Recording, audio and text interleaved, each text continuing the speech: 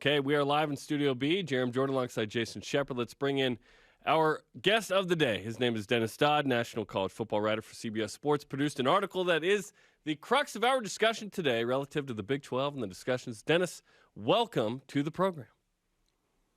It's a pleasure to be here, Jarom and Jason. I miss Provo, I miss Salt Lake City, and I miss Utah. Well, we'll have you as soon as you'll be here. So next opportunity, come into town. Okay, let's talk about the article you put out yesterday. Of course, BYU fans interested in the the future Big 12 divisions and conference games in football and basketball. So what were some of the highlights, in your opinion, of the discussions that have been had? Well, with Texas and Oklahoma, by all accounts, staying to the end of the Big 12 contract, that would be through the 24 football season, 24-25 basketball season, there had to be some accommodations made. And with the four new teams coming in, and if they do come in by 23, which all indications say they are now, there are going to be 14 teams in the Big 12 for 23 and 24 football. Might be awkward, but it still has to be accommodated. And NCAA rules say that any conference with 12 or above has to split into divisions. So they've actively, the Big 12 people that are modeling this have actively talked about it. They haven't gotten to the step where they're, deciding what teams are in what divisions. There are more discussions now about number of conference games in basketball and football, road trips, competitive balance, stuff like that, to the point that there's like a 6-person committee doing this. There's a deputy AD from Texas, Sean Eichhorst, on the committee, but no one from Oklahoma, which I thought was interesting, not necessarily controversial, but I think they are represented. Those two schools are represented. So it's going to be really fun. I think for 2 years, do you put Texas and Oklahoma in separate divisions? Do you do like the Big 12 did for 15 years, put them in the same division in the South, where it was more split up geographically? Do you split the divisions up competitively? And the biggest thing I think out of all this, and I don't think I even touched on it, was that this gets rid of the situation now with the Big 12 where they match their two best teams every year in a 10-team league. Helps with bowls, helps with CFP competition. You may get back to the old problem the Big 12 had, and that's a big reason why they're here in the first place. They had a lot of upsets over those first 15 years that knocked potential BCS teams out.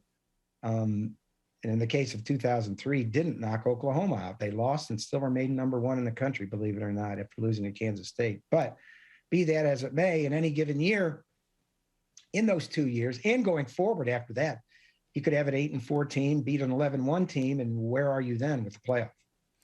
Dennis, doesn't it make, and you referenced this in the piece, doesn't it make the most sense, though, especially because you're planning short term with Texas and Oklahoma here, and then long term when they leave, whenever that is, to have them in separate divisions? That way, when they drop out, everything stays even. Don't you think that's probably the way this is going? I think it will, because, yeah, you're right. I referenced it in the piece where, think of it as a Jenga model. If you just pluck Texas out of, let's say, the South and Oklahoma out of the North, and you've already done the competitive thing, then you just move on. And the Jenga tower doesn't fall. So I think that's where they're headed. I think that makes the most sense. You don't want to have to rejumble things. As one source totally, you don't have to reshuffle things after those teams move on to the SEC. So, yeah, definitely, I think that makes the most sense. Although it would be funny because the Big 12 is pretty petty and vindictive towards Texas and Oklahoma if they put them in the same division and then they never played each other for a conference championship, and you would ensure a source mentioned that right? to me. He was kidding. I think he was kidding, but he didn't mention it.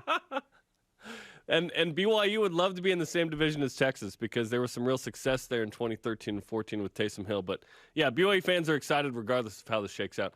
Was there any discussion relative to, and you mentioned in the article, 9 conference games? Would that mean you'd play the other 6 in your division and then I assume 3 from the other division? Is that probably what happens? Yeah, I didn't get that far, just that they're probably going to stick with 9 for now. But, yeah, that would make the most sense. You play everybody in your division, that legitimizes a conference race or a division race, excuse me.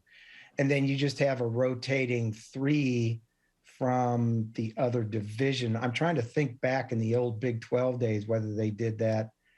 I don't, because Texas and Oklahoma were in the same division, they didn't have to get dedicated rivals from the other division. So I think they did do, I think they did, actually, they did 5+3. They were only playing 8 games back then. It's only since they went to the true round robin, they were playing 9. So this would be 6+3. And I think it makes a lot of sense. I don't know, there's going to be no uniformity from conference to conference. I know the Pac-12 and the Big Ten are talking about actually going back 1 game and playing 8 conference games. And that's a philosophical difference that they're trying to build up these non-conference games that they're going to try to arrange with each other in this so-called alliance that we've read about. But that has nothing to do with the Big 12. I think the Big 12 is better off playing 9 conference games because it's a hell of a league and it helps their schedule strength. Dennis, one of the things that we've really been focusing on the most here is what those divisions look like, and obviously where BYU is, and not so much, where BYU is, but what the breakdown is. Is it north-south? Is it east-west? I still think because you have West Virginia and Central Florida in the mix, and then BYU all the way out here in Utah, I personally think it still makes the most sense to go east-west, and I think the other reason is that allows people to still have a footprint in Texas because you don't go north-south where maybe all the Texas teams are in one division together. Where do you think they're leaning that way, and what's your opinion on that? Do you believe it should go north-south or east or west? It's completely up in the air right now. I ask about that. There's another thing about this. Do you do it geographically? Or do you try to match it up competitively? Do you try to give West Virginia a travel partner in Cincinnati in the same division? Do you keep Oklahoma and Oklahoma State together for those 2 years or not? I put out the divisions yesterday, just geographically north and south, just because that's the way it used to be. And I tried to match it up. In the south, I had Baylor, Houston, TCU, Texas, Texas Tech, UCF, and West Virginia. So UCF and West Virginia kind of there in the east. In the north, I had Cincinnati, BYU, far flung, but you're going to have that in this league no matter what. Iowa State, Kansas State, Oklahoma, and Oklahoma State. At the last minute, I swapped Oklahoma State for TCU. And I think it would be more balanced if you can, gather this, imagine this in your head, if TCU was in the north and Oklahoma State was in the south competitively. But you can go any number of different ways. One thing I would remind everybody is geography doesn't matter.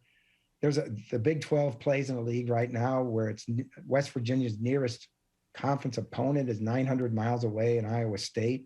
So do you even consider, BYU and Cincinnati having to travel 4 games, not only in football, but, in minor sports, that's thousands of miles. I haven't looked it up, but they went all through this before they expanded, before they realigned, so they know about that. And then do you give West Virginia that travel partner in Cincinnati, which is fairly close? I think it's within 300 miles of each other, where now it's like 900 or 1,000 miles to Iowa State. So all that's to be determined. But at the end of the day, I think they're going to try to do it competitively just because of what I said. Geography's out the window. We already know BYU and Cincinnati are going to have to travel 4 games in every sport. So why not try to make it as competitive and strong in each league as possible? I can't wait for the women's tennis matchups between West Virginia, and BYU or whatever. Yeah, and I was waiting for legends and leaders. Why'd you leave that out? Come on, man. Okay, let's talk about what you think the Big 12 will become. Right now, the Pac-12 eats its own. They don't do well in bowl games, and they're just not relevant. The Big 12 feels like it's going to be awesome. There's going to be a lot of good to very good to sometimes great teams. Do you feel like there will be a national championship contender, or is it still just kind of we're all just looking around at if Clemson's good and what the SEC produces for the playoff actual contenders? Well, because Oklahoma's leaving, I think there is that Pac-12 danger where everybody eats its own, where everybody loses 2 games and you're not competitive. Will Cincinnati be a national contender then? Will BYU? Maybe this gives them the step up to be the dominant program. I think that's the kind of discussion you have to have without Oklahoma and Texas. You know, where is Matt Campbell at Iowa State at that point? Is he even there? You know, Oklahoma State was within a bad, horrible 3 yards play calling in the Big 12 championship game of beating Baylor and going to the playoff. They are now historically the most successful program left in that league without Oklahoma and Texas. So you need one of those or two to step up and go 11-1, 12-0 every year. Now, the upside of that is in an expanded playoff, if and when it ever comes, and I'm not sure it will in any near term, you can get there at 10-2 or 11-2, given the conference championship game. You can get one of those 12 spots. So you don't have to have a one-loss team every year. So that part of it is kind of meeting the Big 12 in the middle, as well as the Pac-12. So yeah, just, you know, I think one or two programs have to stand out. And at the end of the day, the question still hasn't been answered, you know, whether this will be a Power 5 league. I think it will. But the only way we know for sure is when they sit down and distribute that expansion revenue, that the Big 12 gets its own share and doesn't have to share, you know, 22%, which it is now with the Power 5. That's when the rubber will meet the road. And I think they will, because if for no other reason, you kind of see, you know, I'm not saying they're doing this, you know, intentionally, but Bob Bowlesby and Greg Sankey from the SEC are aligning over college football expansion. They were on the subcommittee that developed it, but it doesn't hurt Bob Bowlesby's stance that he's got a partner now, and I put partner in quotes, in the SEC in expansion. Dennis, when Utah went to the Pac-12 a decade ago, there were obviously growing pains going from the Mountain West Conference to the Pac-12. And I think that may benefit BYU because they got an up-close and personal look at what it took Utah to get to the point that they are now and some of the really down seasons within that conference. And I think BYU is much further ahead going into the Big 12 than Utah was going in to the Pac-12 from an overall athletic standpoint and the department I'm speaking of, as well as facilities. In terms of BYU's fit, where do you think they fit going into this conference day one in both football and basketball? Well, traditionally, and even now, with what Kalani has done, they are a national program.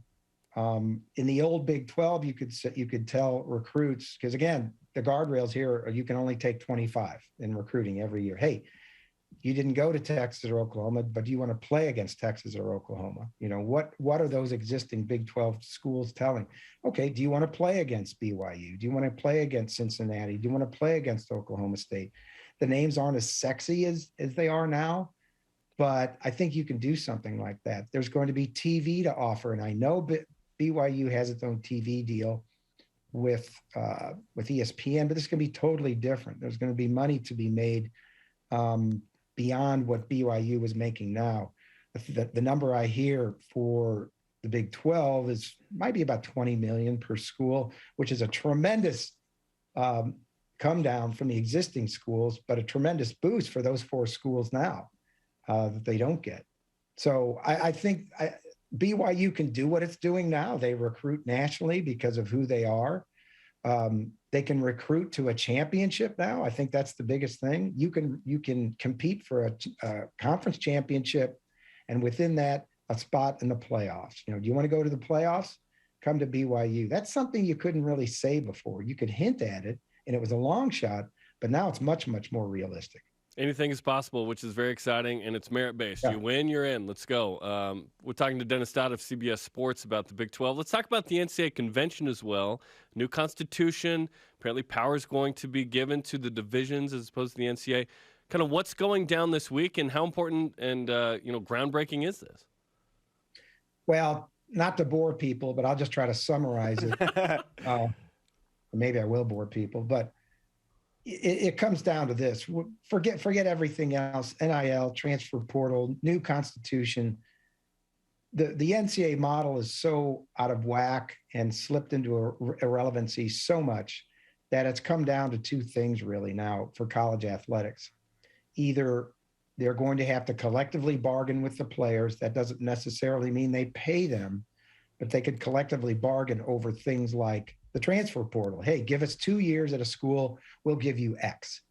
Or congressional help.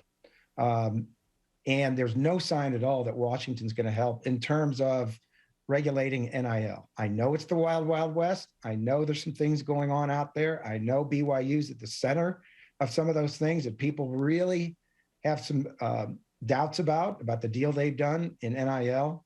But I don't see any momentum in Washington in developing a federal bill. It may come.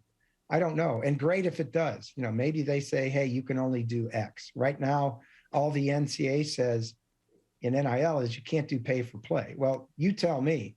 A collective has formed in Texas, which is paying their offensive linemen $50,000 each. Don't you have to do something in NIL before you get that? You know, and it pays all their linemen, not just the starters. So there's a lot of people upset that that's a flat out inducement, and I wouldn't disagree.